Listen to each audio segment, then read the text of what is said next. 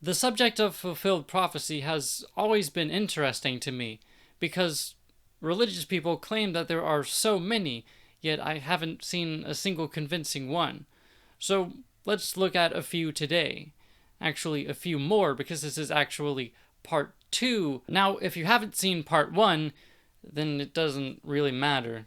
You don't have to. It doesn't really affect this video at all. But here it is, I guess, if you care. You happy? So, picking up where we left off, Jesus was supposed to enter Jerusalem riding a donkey. But if you look at this verse, you can tell that it really isn't Jesus. I mean, is it telling Jerusalem to rejoice because of a savior that is coming in more than 100 years? And verse 10 says that this Messiah was to take away the war chariot from Ephraim. But the tribe of Ephraim was conquered by the Assyrians long before Jesus was born. Not only that, but verse 10 says that Jesus will disarm and create peace among nations, and that he will be a ruler of a large area of land, which Jesus was not.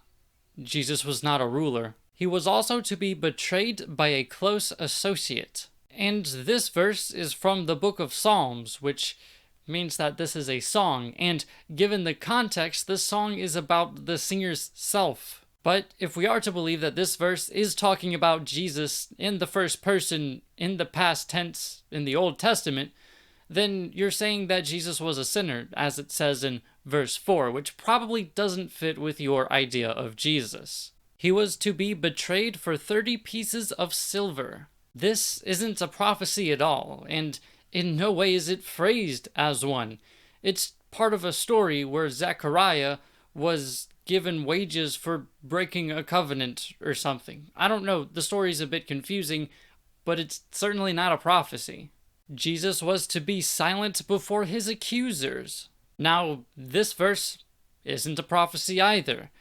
Again, it's talking in the past tense in the Old Testament. Now, what this verse actually means is a bit confusing, but it's part of what's called the fourth servant song, which in the beginning of it says that it's talking to God's servant, which many modern Christians take this to mean Jesus, but given the context and the original Hebrew, lots of scholars believe that this was actually talking about Israel. After all, chapter 49 does say that Israel is God's servant, and that would explain the past tense. But if we are to believe that this song is supposed to be talking about Jesus, then Jesus was supposed to be a horribly disfigured man, which probably doesn't fit with your idea of Jesus. Lots cast for his garment. Again, this is from Psalms. It's not a prophecy. It's not phrased as one.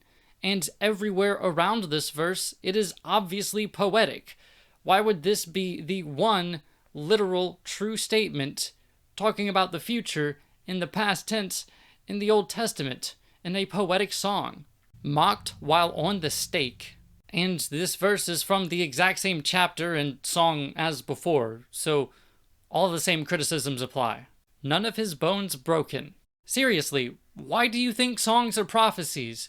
And what in this indicates that this is a prophecy, let alone a prophecy about a Messiah who is to come in 400 years? I guess you could sort of make this about Jesus if you interpret it loosely, but then again, if you interpret the Bible loosely, then you can make it mean essentially anything you want. Buried with the rich. And this is from the fourth servant song again, so the same criticisms apply. But the alleged prophecy says that he was supposed to be buried with the rich. But the alleged fulfillment of this prophecy says that he was buried by a rich guy, which is not the same thing. And he wasn't even buried, he was just laid in a tomb. Raised before corruption.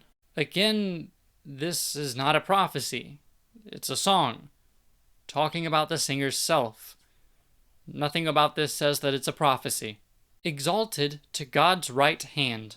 Now, this verse actually sort of almost is a prophecy, but it's not really clear as to who it's talking about. It only says, "my Lord," which could essentially mean any sort of ruler. And there's no way that this person had the concept of who Jesus was or was to be, so it's far more likely that this was talking about a king. Not only that, but the idea of being held at God's right hand was a fairly common idea of being held in a position of honor in heaven. This doesn't just apply to Jesus. And also, this psalm is almost certainly poetic. So, as far as I can see, these messianic prophecies fail. But even if they didn't, then it wouldn't really matter. See, the people who wrote the New Testament obviously and clearly had knowledge of the Old Testament scriptures, meaning they could very easily lie and come up with something that does match up to any Old Testament prophecies. And they had a motive to do that, whether it was true or not. I mean, after all, the New Testament is the only sort of record we have for these miraculous things happening, and it was obviously written by people who wanted to create a new religious movement. So is it really trustworthy then?